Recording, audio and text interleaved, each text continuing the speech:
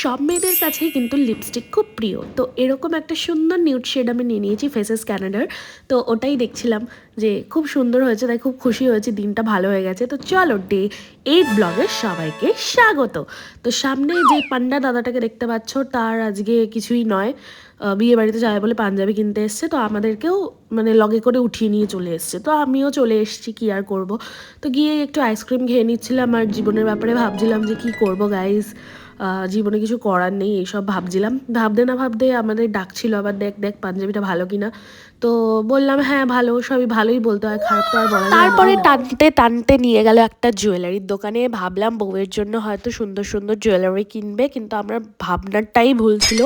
ও নিজের জন্যই বোতাম ফোতাম কিনলো। বললাম আরে কি করছো, সোনার বোতাম কেন? বলছে না ভাই আমি গরিব, আমি এইসব বোতামই পরি। তো ভালো কথা। তারপরে চলে গেলাম একটা সেরামিকের দোকানে। এই সুন্দর প্যাঁচা টপটা আমি নিয়ে নিয়েছি, আর এখানে খুব সুন্দর সুন্দর ঘর সাজানোর জিনিস ছিল দেখো।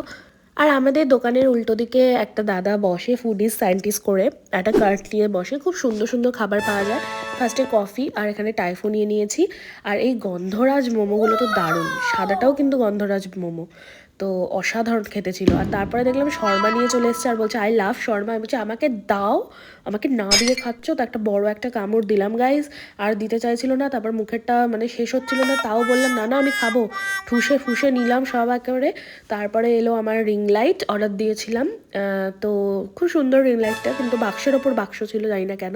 তারপর ঘরে চলে এলাম, কী কী কিনেছি তোমাদেরকে দেখাচ্ছি। এই 2টো কাপ নিয়েছি, বেশি কিছু নিইনি।